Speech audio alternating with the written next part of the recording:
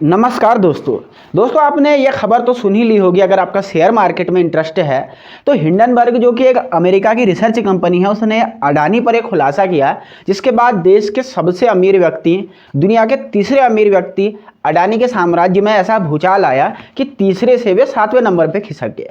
तो आज ये पूरा मामला क्या है और यह क्या भारत के खिलाफ एक प्रोपेगेंडा है, एक एजेंडा है जो अमेरिका द्वारा सेट किया गया है, इसकी पोल हम खोलेंगे। तो आइए शुरुआत करते हैं। दोस्तों सबसे पहले इसके दो कैरेक्टरों को आप जानिए। ये है अडानी, ये है हिंडनबर्ग।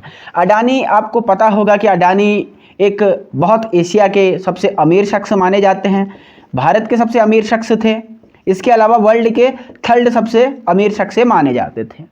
और कहा जाता है कि जब से प्रधानमंत्री नरेंद्र मोदी साहब सत्ता पे आए तब से इनकी अमीरी पिछले कई सालों में बढ़ी।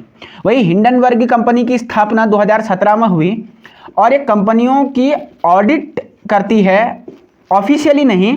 अगर कोई कंपनी ऑडिट में झोलझाल करती है या कोई गड़बड़ी करती है लोगों के साथ, तो ये उसको एक्सपोज करती है अपना आंतरिक ऑडिट करके। कई सारी कंपनियों पर इसने काम किया हुआ है। अगर अडानी की बात करें तो सीमेंट से लेकर के डिजिटल मार्केट में, टीवी इंडस्ट्री में, बहुत सारे जगहों पे, और जो पेट्रोलियम इंडस्ट्री में भी जाने की जो है बातें यहाँ पर करी जा रही है। तो बहुत सारा इनका एक विस्तार का क्षेत्र है। वहीं इन्होंने न सिर्फ अमेरिका की कुछ छोटी मोटी कंपनियों पे, चाइना की कंपनियों पे रिपोर्ट जारी की है। फिलहाल जो है अडानी कंपनी पे इन्होंने जो सबसे लेटेस्ट रिपोर्ट जारी की है। अब समझने की बात यह है कि क्या वास्तव में भारत की अमीरी को अमेरिका के एक एजेंडे के तहत नज़र लगाई गई और जानबूझ के काम किया गया। दोस्तों इन्होंने, हिंडनबर्ग ने अडानी के बारे में क्या कहा, पहले उस रिपोर्ट को जरा सा समझ लीजिए।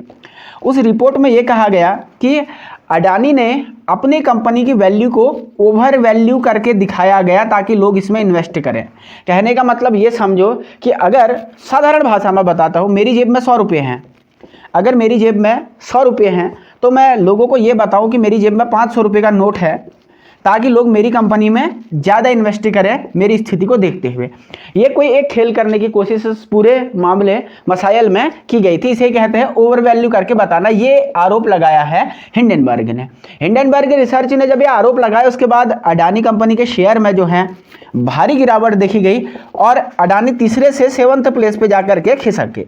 अब सवाल ये पैदा होता है कि क्या पूरे देश में, पूरी दुनिया में भारत की बढ़ती हुई ताकत को देख करके यूएसए के, अमेरिका के एक प्रोपेगेंडे के तहत इस रिपोर्ट को तैयार किया गया और देश में एक बड़े उद्योगपति को निशाना बनाने की कोशिश की गई। इसके दो पक्ष हो सकते हैं। सबसे पहले तो जो रिपोर्ट जारी की गई है उसमें फैक्ट क्या है, इनको देखना होगा। और दूसरा क्या है, इसमें यूएसए की साजिश नज़र आती है किसी को, ताकि अडानी जैसे एक बड़े ग्रुप को निशाना बनाया जा सके। तो ये सवाल है और कहीं ना कहीं सवाल पे शक तो पैदा होता है, क्योंकि ये हिंडनबर्ग को अभी इस समय अडानी की रिपोर्ट जारी करने की क्यों जरूरत पड़ी। आज से पहले ये क्यों रिपोर्टें जारी नहीं, भारत के संदर्भ में इन्होंने कुछ किया है।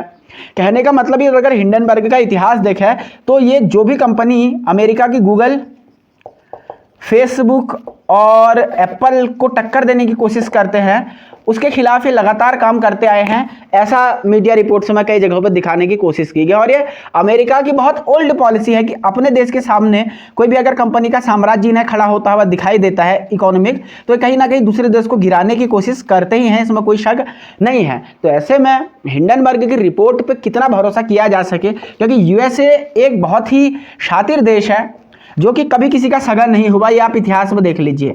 जिस देश के साथ, जब तक, अगर आप थोड़ा पुराना इतिहास देखो, कारगिल के समय इन्होंने कहा था कि हम आपको गूगल अर्थ की मदद नहीं देंगे, तब भारत को अपना खुद का जीपीएस विकसित करना पड़ा था। तो उस समय पाकिस्तान के साथ था, 71 के युद्ध में पाकिस्तान के साथ था, क्योंकि अभी आज रशिया के अगेंस्ट इसको भारत का सपोर्ट चाहिए या चाइना को एशिया में दबाने के लिए, तो ये भारत के साथ खड़ा है।